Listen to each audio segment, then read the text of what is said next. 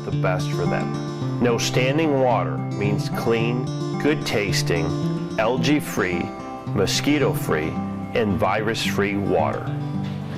No risk of electric shock, no risk of fire from faulty wiring. Cool water in the summer, warm water in the winter. Water delivered fresh from the water supply at 50 degrees year-round. Drinking Post water.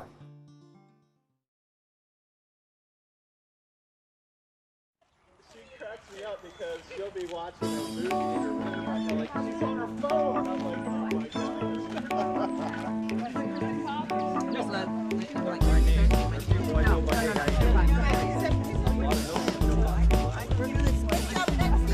okay, you're all coming. Yeah. I'll get back to you, right? There you go. There we go. You're the cool guy. Thank you, sir. Nice round there. Let's turn out. I didn't know it was that elegant. Oh. These horses are heads. Left, left, left, left, left. Oh. I'm just shy. I just thought I was missing a horse here. So. Hi everyone, I'm Diana DeRosa. I'm from the Equus Film Festival, which is an annual event that takes place in New York City. And every year we have a number of tour stops throughout the United States and throughout the world. And right now we're in Camden, South Carolina. And I am being joined by two people that have been in films or produced films. And so I'm going to let them introduce themselves. I have Doug and I have Naomi. So Doug, let's start with you. Talk a little bit about your film. Okay, thanks, Diane. My name is Douglas Maddox, and I'm from Maryland, the Baltimore area, if you're all familiar with that. I've had the privilege to make a few films and documentaries and some television over the years, and really wanted to make one in my hometown of Maryland. And so went looking for it, since Maryland is the horse country. I wanted to find something with a horse and a young girl. I've got a beautiful daughter named Elizabeth, and the lead is Taylor Lyons, and she plays a girl named Lizzie. And when I went looking for the script, really wanted to make a family movie because of the kids. The kids really wanted me to make something that they could enjoy watching and all together as a family night. And so I went looking for a script, and the script came from the United Kingdom, believe it or not. So Simon Parker, amazing writer, I took the script in, read it, we optioned it, and it was so similar to my life. It was amazing. This girl has to go live with her grandmother, and she's getting in a little trouble. And so when I was 17, I went to live with my grandmother because I was getting in a little trouble. And you know, grandmas have a way to kind of love you into shape, you know. And I think that's what this movie's about, you know, loving this granddaughter into shape, and gives this opportunity as the granddaughter doesn't know, but the farm's going to go in foreclosure, but she falls in love with the grandmom's last pony. And it's a love affair that is just an enjoyable watch. And as you enjoy the movie, you start to realize that this girl has a lot more to her than just trouble. She is someone of promise and someone that can do more than she even thinks. And she ends up helping the grandmom get out of foreclosure. It's a beautiful story about families working together. Fabulous. I mean, I think in general people have so much more than you see on the cover. So that's a great concept behind it. Okay, now Naomi, it's your turn. Thanks, Diane. I wish I had a script. I wish it wasn't mine, because I've never really done a film or documentary before, but everybody has a story, and my story was about 5 years ago. I was literally drowning in my job. I didn't know who I was. I was losing connection with everyone, including my husband. And my husband suggested I go and maybe try writing. I did it as a child. And so I thought, okay. And I did a lesson, and then I went, well, you know what?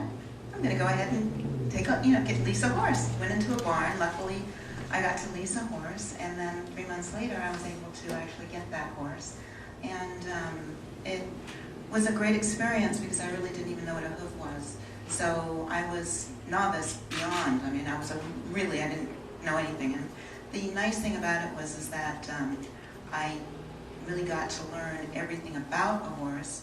But then went up into the mountains, which I'd love to do, in Griffith Park, and I was with a friend, and my horse got spooked, and being on English, you don't have anything to hold on to. So my horse went literally straight down a mountain galloping, and there was a tight turn that not even a horse could go by. And I had one of two options, as I knew I was going to go off. I either fall off the cliff, which was literally straight down, way up in the mountain, straight down, or I slammed into the mountain. And I fell off, slammed into the mountain, and head first, and neck cracked, and my friend that went to see me, or went around, didn't see me, just thought, oh my gosh, she fell off the cliff. And I was actually in a ditch, and blood everywhere because I cracked my neck. And the horse, you saw the horse, Scout, come back for me, which horses don't. So the documentary was supposed to be just a short little thing of me, looking at him and going down the mountain and just really making a decision that, yes, I fell off that horse, but I am going to get back on that horse. And I literally talked to a scout and said, if you teach me how to ride, I'll never fall off of you again. And I was lucky because I never went to a doctor. And I should have been dead, if not paralyzed. So then it just goes from there, and we then bonded, and we then made it and put it forward and helped inner city children, and from there the story just evolved. 2.5 years. Who would have thought? That's my story. Fabulous. All right, let's take it from a different direction now. Now you've told the story from the perspective of what people are going to see. Now let's talk a little bit about, okay, there's people out there that have either a story to tell or a fictional story that they want to portray. Talk about it from behind the scenes. How did you develop that story? How did you get the actors that were going to be in it? In your case, you're the principal person there. How did you get that stuff behind the scenes? What were the difficulties that you encountered along the way, and how did you manage to get the ultimate movie film produced? Well, I think as a producer of films, you are getting into this business because you can wear multiple hats, accountant one day, filmmaker, within an hour, and then you put another hat on, you're a psychologist working with actors and storylines, and it's amazing how you are all things, and you really got to be on your toes. So I say that because that really fits my personality, and I really enjoy building things, and filmmaking, documentaries, you're building something that's creative, and I think that's the joy of the journey. And so I also enjoy business. So when I think about putting a project together, I think about counting the costs. Anything you do in a venture, you're counting costs. How do you make art that's affordable, that can reach an audience? So by the time I'm actually searching for scripts, coming up with the story concepts, I'm already thinking about distribution. That's just the way I work as a producer. And so we were very fortunate to develop, produce, and distribute this within 12 months. It typically takes at minimum 2 years, if not 5 years, and sometimes some of the bigger Hollywood films can take up to 10, 15 years, I've heard, to get financing to put this whole thing together. Planets have to align when you're making a movie. I always congratulate anyone that makes a movie, a documentary, a TV show, a feature film, a short. They are miracles. There are many, many, many miracles that take place to make these things. And so from the beginning, I think about marketing. I think about an audience. And so that's why I love the Equus Film Festival, because it's all about the horse, And to be honored in this festival just helps our little film find an audience. And so you need an audience for this kind of a creative venture. If you don't have an audience, great. I have a piece of cardboard here and plastic, and that's about as far as it goes. But when you find your audience and you find that niche, then there's return on investment, and then you can make more films. We're in it for the long haul. 27 years as a producer so far in my career, 15 years in doing features and documentaries.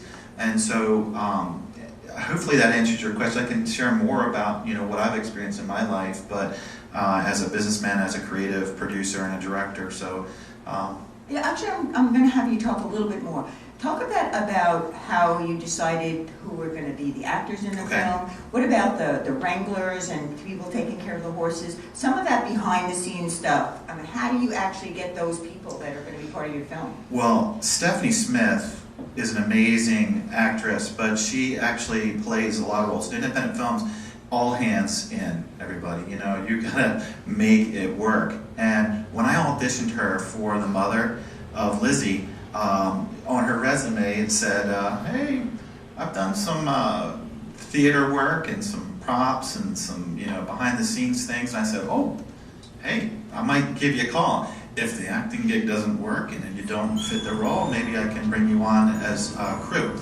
And she's absolutely loved to. And so she went above and beyond the call of duty.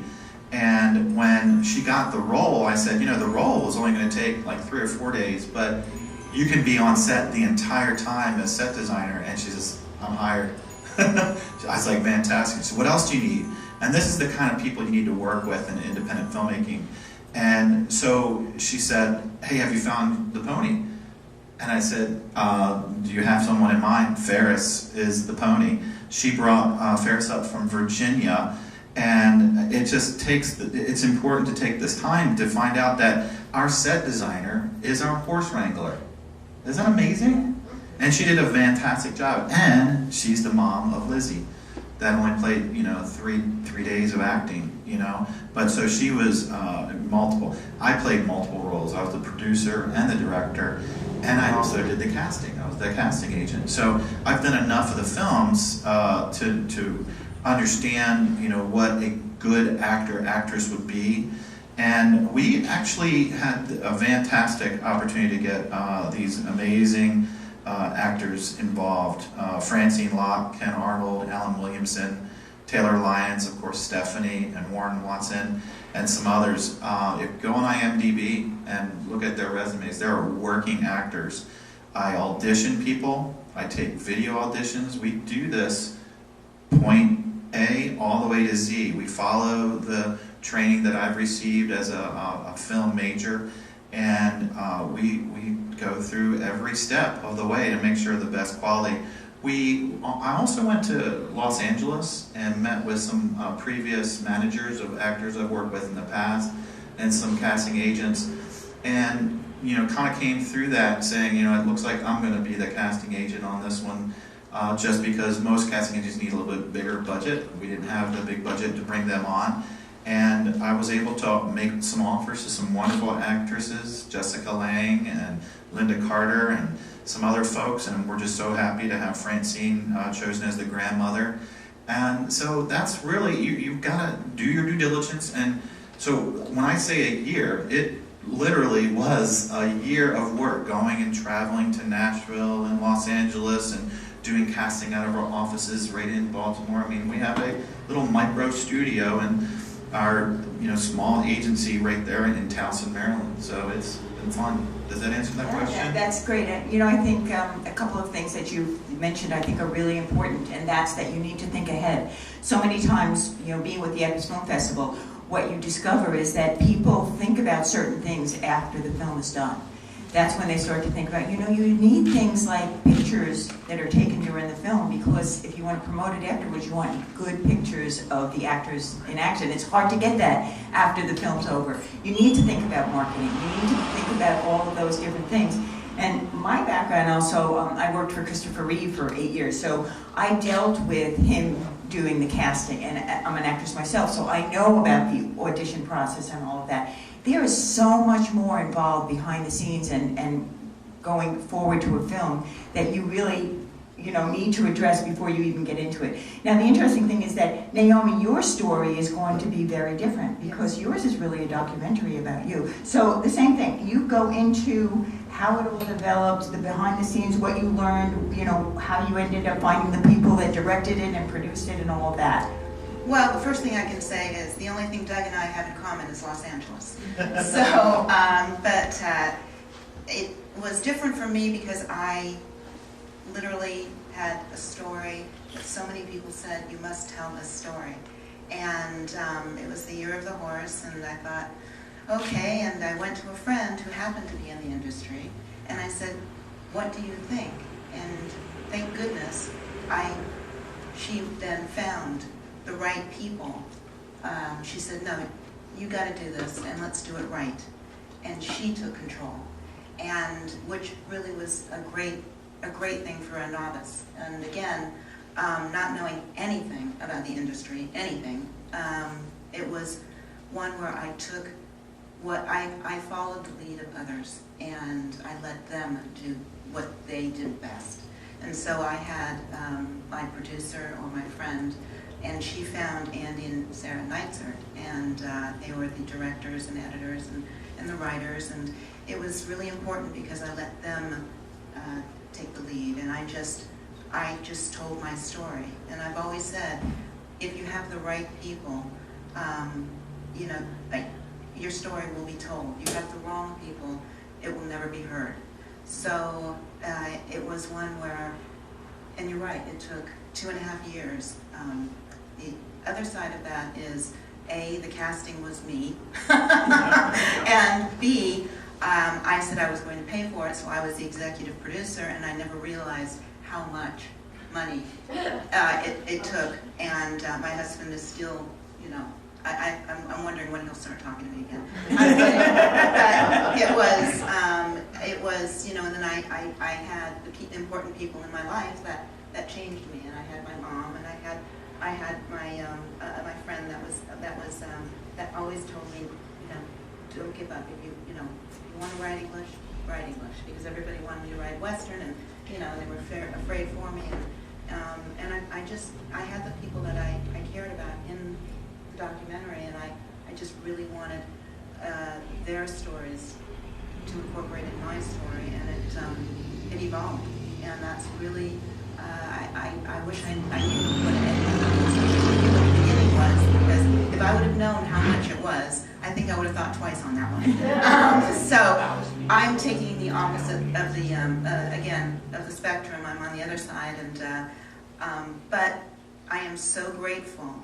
Again, not having children, I did the documentary selfishly because I wanted to have what my story was, which was my horse and myself, and how he changed me, or actually he saved me, I should say, and I saved him, and now we save others and pay it forward. So I can't tell you how many times I've had a bad day being a pharmaceutical rep, driving, you know, in the traffic and bumper to bumper, and I go home and I watch Scout's Honor because it brings back the amazing memory of 2.5 years that I never thought. Who would have thought a little story would get this kind of attention? I actually want you to talk a little bit more about one thing that you mentioned, and that's the costs. Where are those costs? What are they? I mean, break them down a little bit. You know, what is it that you're actually paying for, and why is it so expensive? Okay, well, we can say everything. So I paid basically Andy and Sarah Neitzer, and they brought the camera people involved, and we had I think they call a runner or somebody that goes and gets the PA, and I was told who to pay, and then throughout the film we also had equine therapy, and so I paid for that. I paid for all lodging. I paid for all food. I paid for everybody's you know, salary when they were doing the film. So I literally paid for just from beginning to end, to include when I was at the Equestrian Center, and I paid $300 or $500 or $1,000 to be able to use, you know, their facilities, and it just went on and on. But there are so many different aspects to you know, actually doing a documentary, that I truly believe you let others that know what they're doing take over. And again, the important part was I had to find the money and make it work, and I did. And I, you know, took on extra jobs. I did many things in order to make it happen. But you know, again, when you believe in something, don't give up, because it doesn't matter if you don't even have the money. If you want it to happen, you can make it happen. Right? That's correct. And I made it happen. Thank goodness. All right, right, Doug, I want to go back into the film a little bit, and I want you to tell me in your mind what you felt the most poignant moment was in that film, and why.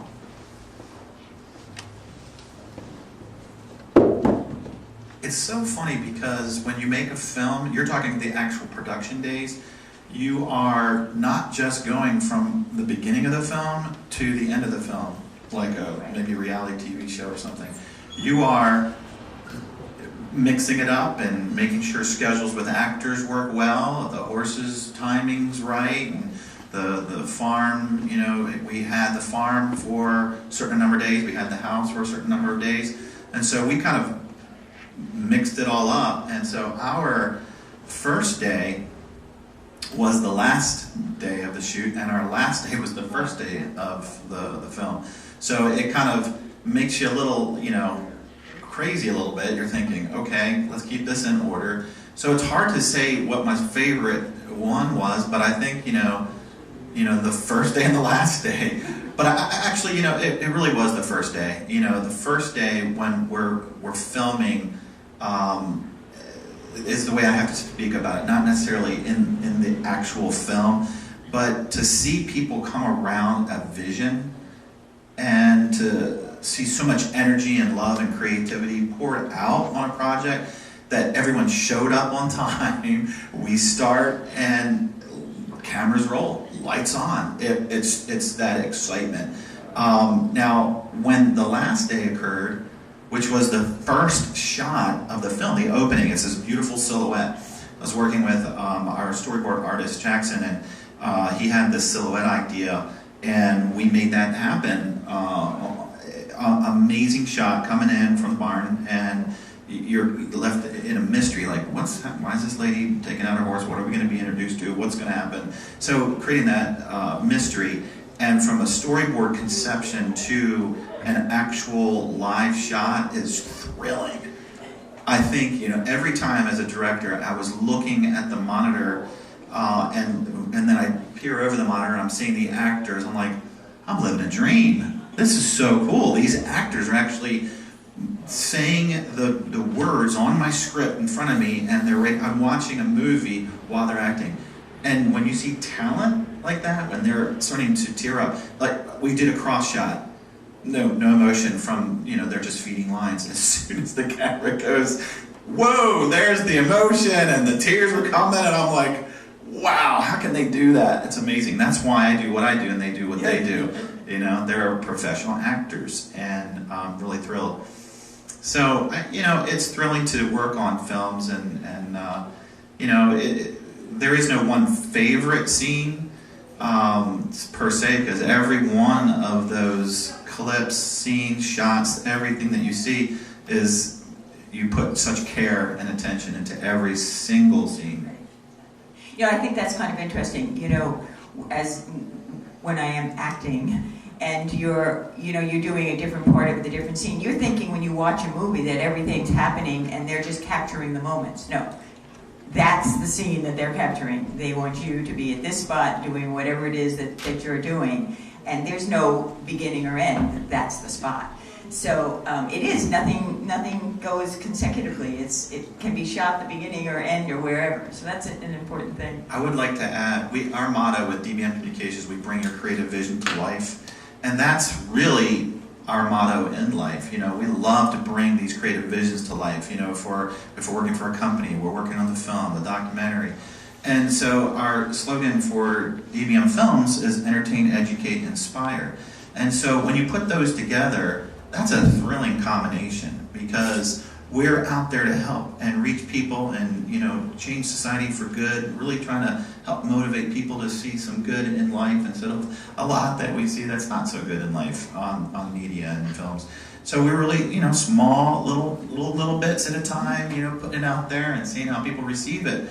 But I talked to our creative team. It was amazing. All right, our DP, his name is Doug, so don't get confused. Doug squared on set.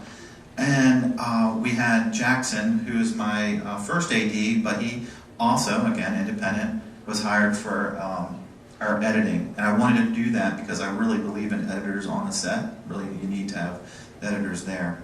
And then myself. And so the three of us would constantly think about how we're going to manage each of these scenes. The rural American lifestyle. It's how we work, and it's how we play. It's how we learn and how we enjoy the finer things in life.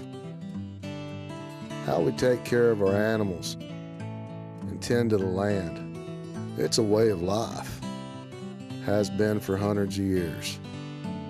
Now there's a whole new way for rural America to watch TV.